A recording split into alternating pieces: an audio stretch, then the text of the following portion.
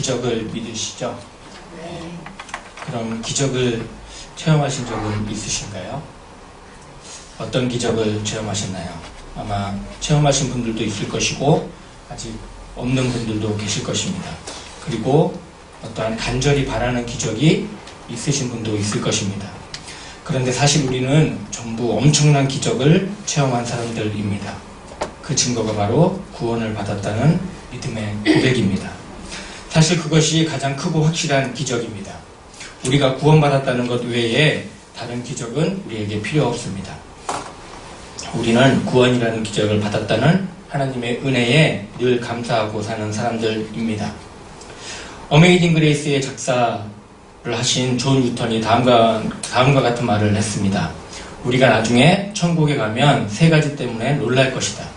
하나는 꼭 천국에 올 것 같은 사람이 없다는 것이고, 또 하나는 그 반대로 천국에 도저히 갈 수 없었던 것 같이 보였던 사람이 천국에 와 있다는 것이고, 마지막으로 놀라운 것은 바로 내 자신이 천국에 있다는 것이다. 누구도 아닌 바로 나 자신이 천국에 있다는 것이 영광스러운 사실입니다. 그러나 우리가 구원을 받은 것은 남들보다 선한 행동을 많이 했기 때문이거나 성품이 본래 착하기 때문이 아닙니다.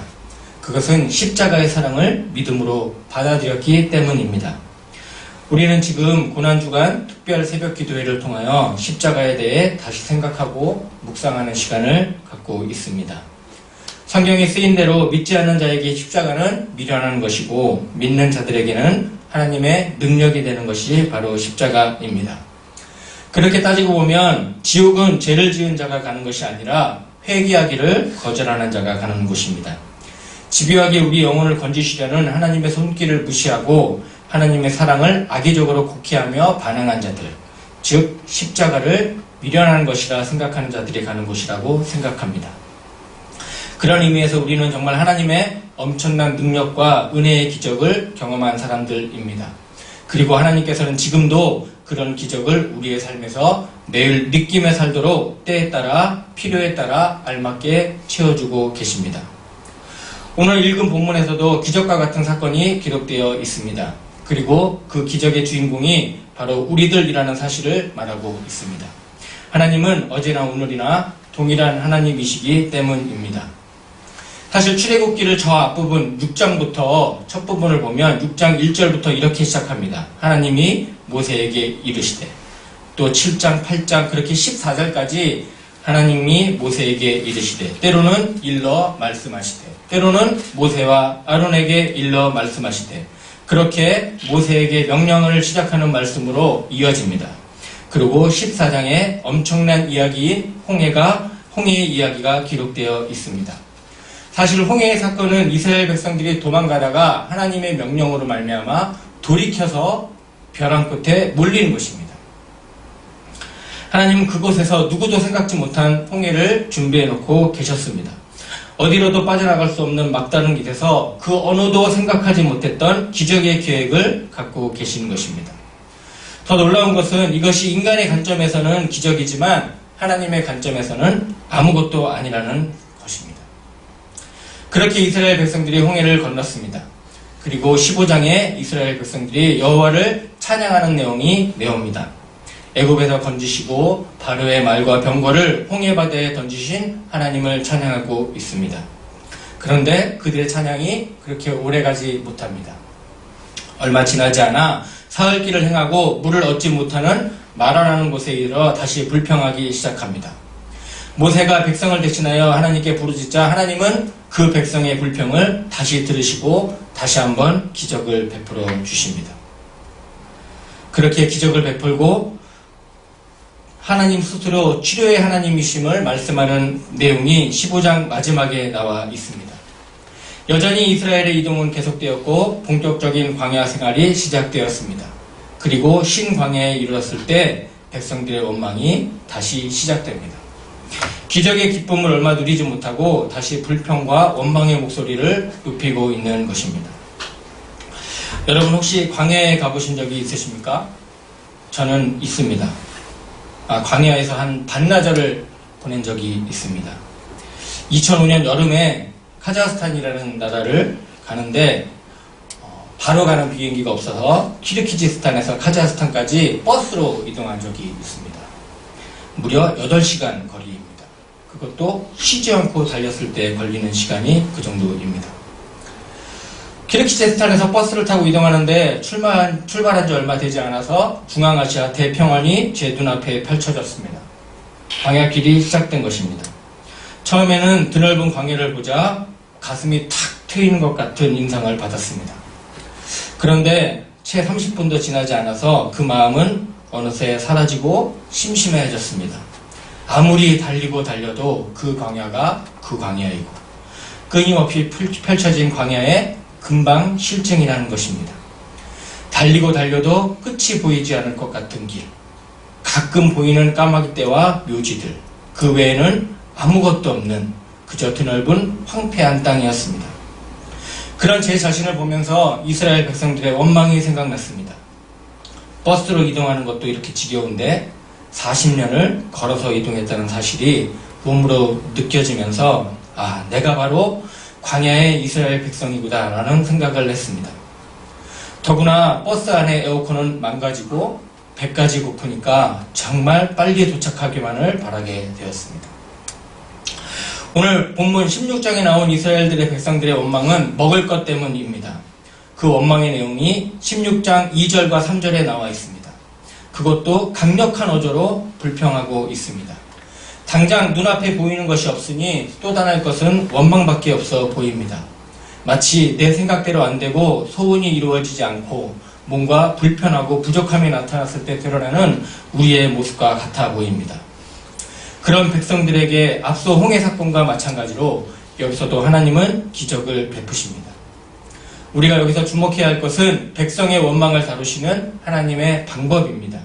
그리고 이 방법은 오늘 우리의 삶에서 우리를 이끄시는 방법이기도 합니다. 그들의 하나님이 지금 나의 하나님이 되시기 때문입니다.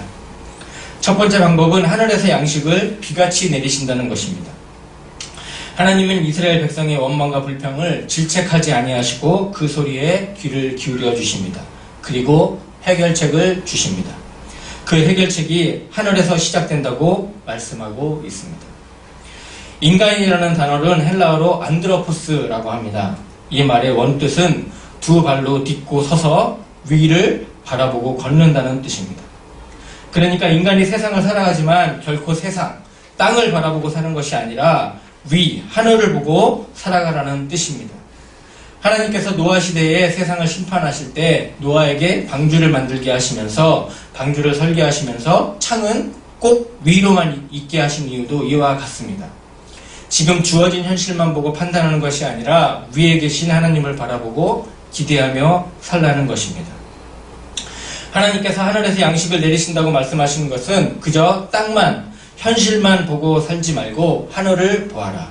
즉, 나 여호와 하나님을 바라보고 살라고 인도하시고 안내하시는 것입니다. 이것이 하늘에서 양식을 내리신다는 참 의미입니다. 지금 눈에 보이지 않는다고 원망하지 말고 너희가 바라보아야 할 그 하늘에서 나 여호와가 너희를 늘 바라보고 늘 곁에서 동행하고 있으니까 두려워 말고 원망도 하지 말고 담대히 너의 갈 길을 가라는 말입니다. 작년에 제 둘째 아이가 유치원생이었을 때 아침에 유치원에 바라다 줄 때가 있었습니다. 오랜만에 아빠와 같이 간다는 기쁨 때문인지 막 자기가 앞서서 뛰어갔습니다. 그 순간 제 장난기가 발동하였습니다. 그래서 주차장에 세워져 있는 아무 차 뒤로 숨었습니다. 그렇게 앞서가던 아이가 뒤를 돌아보고 제가 보이지 않자 처음에 아빠! 아빠! 라고 부르더니 대답이 없자 울기 시작하였습니다. 방금까지 같이 있던 아빠가 보이지 않으니 당연한 아이의 반응이었습니다. 그걸 보고 제가 짠! 하고 아이 옆에 나타났습니다. 그래서 아빠 왜 그래? 그러면서 언제 울었냐는 듯이 얼굴에 미소가 번지고 안심하였습니다. 그런데 문제는 그 다음부터였습니다. 자기가 앞서갈 테니 저보고 숨으라는 것입니다. 숨바꼭질이 시작되었습니다. 유치원에 늦는다고 빨리 가야 한다고 하자 한 번만 하고 부탁합니다. 그렇게 한 10번을 한 것 같습니다. 그 순간 제가 내가 이걸 왜 시작했을까? 그냥 조용히 갈 것이요. 그런데 여러분, 이런 현상이 왜 생길 것일까요? 아이에게 없던 담력이 갑자기 생긴 것일까요? 분명 아이는 처음에는 아빠가 보이지 않자 두려웠지만 나중에는 보이지 않아도 안심하였습니다. 그 이유는 지금 눈에 보이지 않지만 어딘가에 아빠가 자기를 보고 있다는 믿음이 생겼기 때문입니다. 어디선가 자기를 보고 있으며 자기에게 필요한 것이 무엇인지 말하지 않아도 알고 있다는 믿음 때문입니다. 우리 하나님도 마찬가지입니다. 우리의 필요를 이미 알고 계십니다. 말하지 않아도 다 아십니다. 우리는 그저 위에서 내리는 하나님의 은혜를 믿음으로 기다리며 하늘을 바라보고 앞으로 나아가기만 하면 됩니다. 두 번째 방법은 필요에 따라 채우신다는 것입니다. 하늘에서 양식을 비같이 내리시는데 그것이 일용할 것이라는 것입니다. 즉 하루에 쓸 것, 당장의 필요를 날마다 채우신다는 것입니다. 광야에서는 찾아볼 수 없는 양식, 절대적으로 부족한 것을 채워주신다는 것입니다. 좀 더 쉽게 말하면 하나님께서는 오늘 우리에게 필요한 것들을 주시되 날마다 우리 손 위에 올려놓으실 것이라는 말씀입니다. 하나님께서는 어떻게든 염려와 걱정에서 우리를 제외시키고 계십니다.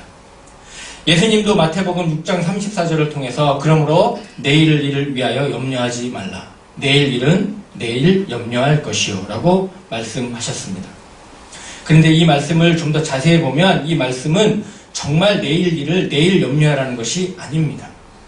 이것을 원어로 보면 내일 일의 주체는 내일입니다. 내일 일을 걱정하는 것은 내일이라는 것입니다. 우리가 아니라는 것입니다.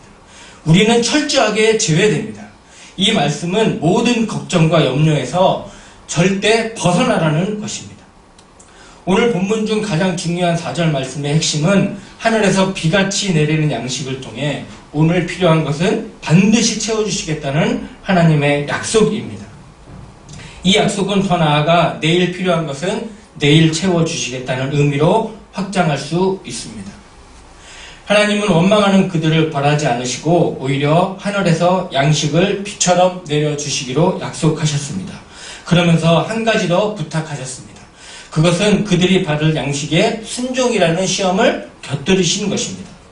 하나님이 병행하신 시험은 각 사람이 아침에 나가 수북히 쌓여있는 하늘의 양식 중 단 하루치의 분량만 가져야 하며 다음 날을 위하여 조금이라도 남겨서는 안 된다는 것이었습니다. 하나님이 매일 일용한 양식을 주실 것을 믿고 순종하라는 믿음의 훈련인 것입니다. 단 안식일 전날에는 이틀 분량을 거두도록 하셨습니다. 이는 하나님이 천지를 지으시고 안식하셨다고 회고한 후에 안식일에 대해 처음 언급되는 부분입니다. 안식일에 대해서는 뒤에 있는 출애굽기 20장의 십계명을 받으면서 공식화되지만 이스라엘 백성이 이미 안식의 특별함에 대해서 이해하고 있었다고 볼 수 있는 대목이라고 할 수 있습니다. 우리는 흔히 안식일을 생각할 때 단순히 사람이 일하지 않는 것에만 초점을 맞춥니다. 그러나 구약의 안식일 규례를 보면 인간이 일하지 않는 것이 아니라 하나님이 일하지 않으시는 것에 초점이 맞춰져 있음을 알 수 있습니다. 본문에서도 이스라엘 백성이 안식일에 만나를 구하러 나가지 말아야 할 이유는 하나님께서 이날은 하늘에서 만나를 내리시지 않기 때문입니다. 거둘 수 없는 것이 아니라 거둘 것이 없는 것입니다. 하나님이 일하시지 않기 때문입니다. 따라서 이스라엘 백성은 하나님이 보여주신 모범 사례에 따라서 안식일을 지켜야 합니다. 하나님이 안식일에 만나를 거두는 것을 제한을 두신 이유는 주의 백성이 하나님의 명령에 순종하기를 보기 위함이고 더불어 이날뿐 아니라 다음 날에도 양식이 있을 것을 믿게 하기 위해서입니다. 하나님은 그들의 순종을 보기 위해 시험하셨습니다. 그런데 안타깝게도 그들은 순종하지 못합니다. 시험으로 치면 낙제 점수를 받은 것입니다. 평일에는 5멜 이상을 거두었고 안식일에도 만나를 거두러 나갔습니다.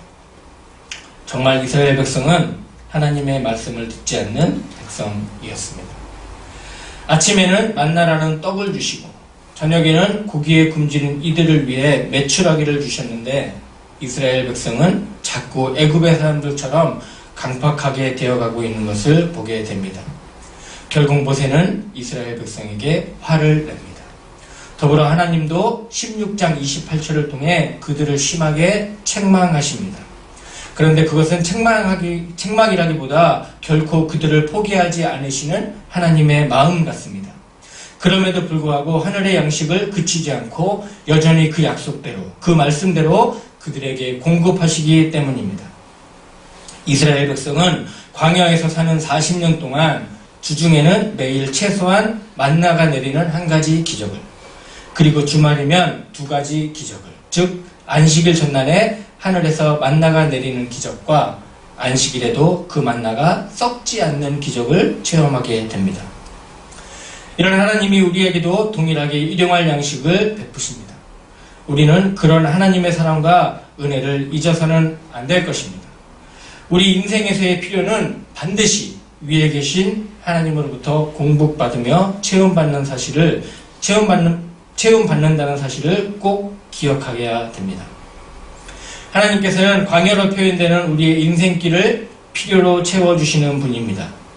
위를 보고 사는 것, 하나님을 의지하고 사는 것이 광야에서 살아남는 방법이고, 그것이 우리 삶의 인생길에서 살아남는 방법입니다. 출애굽 광야 생활을 통해 이스라엘은 만나와 메추라기를 먹고 살았습니다. 그들은 결코 굶어 죽지 않았고 이것은 하나님의 공급하심이요 채우심의 증거입니다. 우리의 필요를 이미 아시는 분이 하나님이십니다. 이 사실을 꼭 기억하며 사시기를 바랍니다. 더불어 한 가지 더 잊지 말아야 할 것은 만나와 메추라기의 공급은 이스라엘이 하나님을 믿고 따를 것을 요구하는 사건이라는 것입니다. 하나님이 매일 일용할 양식을 하늘에서 내려주실 거이니 욕심 부리지 말고 하나님을 믿으라는 의미가 포함되어 있습니다. 이것은 삶과 죽음을 두고 하나님을 신뢰하라는 요구입니다. 주의 백성이 하나님의 말씀에 순종하는 것은 단순히 이 의식주의 문제가 아니라 그분이 여호와 하나님이심을 인정하는 일이기에 대단히 중요합니다. 여기서 우리는 하나님이 우리의 필요를 채우시는 진짜 이유를 알게 됩니다. 물론 하나님께서 이스라엘 백성들을 사랑하셔서 우리를 사랑하셔서 우리의 필요를 채워주십니다. 그러나 그것이 전부가 아닙니다. 더 큰 이유가 있는데 그 이유와 목적이 신명기 8장 2절에서 3절에 나와 있습니다. 내 하나님 여호와께서 이 40년 동안에 너로 광야의 길을 걷게 하신 것을 기억하라. 이는 너를 낮추시며 너를 시험하사 내 마음이 어떠한지 그 명령을 지키는지 아니 지키는지 알려 하심이라. 너를 낮추시며 너로 줄이게 하시며 너로 알지 못하며 내 열조도 알지 못하던 만나를 내게 먹이신 것은 사람이 떡으로만 사는 것이 아니요 오직 여호와의 입에서 나오는 모든 말씀으로 사는 줄을 너에게 알게 하려 하심이니라. 이스라엘 백성을 광야로 인도하신 것은 그들을 낮추시기 위해서이고, 그 광야에서 만나를 먹이신 것은 사람이 떡으로만 사는 것이 아니라 하나님의 말씀으로 사는 것을 알게 하시기 위해서입니다. 이 목적을 우리가 또한 잘 기억해야 합니다. 우리는 매일 우리의 필요를 공급받지만 우리는 그것을 통해서 사는 것이 아닙니다. 우리는 하나님의 말씀으로 사는 사람들이어야 합니다. 하늘을 보고 사는 사람들이어야 합니다. 어찌 보면 우리에게 정말 필요한 것은 일용할 양식이 아니라 하나님의 말씀이고 성령님의 인도하심입니다. 그렇게 살았으면 좋겠습니다. 하늘을 바라보며 하나님의 말씀으로, 나머지는 그 밖에 모든 우리의 필요를 아시는 하나님께서 반드시 채워주실 것입니다. 필요 이상의 만나를 거두면서 어쩌면 미래를 위한 정당한 저축이라고 자기 합리화를 했을지도 모릅니다. 그러나 그들의 기류와는 달리 미래를 위해 남겨둔 필요 이상의 만나는 다 썩어져 버려야 했습니다. 우리는 끊임없이 질문해야 합니다. 우리는 과연 미래를 위하여 무엇을 남기고자 하는가? 만나처럼 얼마 안 가서 썩어질 것인가? 아니면 영원히 없어지지 않을 것인가? 만나와 같은 일용한 양식에 욕심부리지 말고 썩어지지 않을 것을 추구하시는 저와 여러분이 되시길 바랍니다. 아멘. 이제 말씀을 마치고자 합니다. 우리가 잘 부르는 찬양 중에 온 마음 다해라는 찬양이 있습니다. 이 곡이 원래는 외국곡입니다. With All My Heart 이라는 곡입니다. 제가 운전을 하고 가다가 라디오를 통해서 이 원곡을 들을 수가 있었습니다. 이 원곡을 들으면서 우리나라 가사에는 나오지 않는 부분에 대해서 알게 되었습니다. 2절의 앞부분입니다. 다 염려하지 않아도 내 쓸 것 아시니 나 오직 주의 얼굴 구하게 하소서. 이 원부분의 가사는, 원곡의 가사는 이렇습니다. You faithfully supply my needs according to your plan. So help me, Lord, to seek your face before I seek your hand. 직역하면 이렇습니다. 당신은 충실하게 당신의 계획에 따라 나의 필요를 공급하십니다. 내가 당신의 손을 구하기 전에 먼저 당신의 얼굴을 구하오니 나를 도와주소서. 저는 이 찬양의 원곡의 가사를 알고 나서 이 찬양이 더욱 좋아졌습니다. 그리고 이 찬양을 부를 때마다 제 신앙의 고백이 되길 바라면서 부릅니다. 하나님의 손을 구하기보다, 하나님의 기적을 구하기보다 하나님의 얼굴을 먼저 구하는 사람. 그리하면 하나님께서 그 마음을 보시고 마땅히 우리의 필요를 채우시지 않겠습니까? 우리의 필요는 우리보다 먼저 아시는 하나님께 온전히 맡기고 세상이 말하는 기적보다 먼저 하나님의 말씀을 사모하고 그 말씀에 순종하여서 하늘에서 비같이 내리는 하나님의 은혜를 늘 맛보고 사시는 저와 여러분이 되시기를 간절히 바라겠습니다.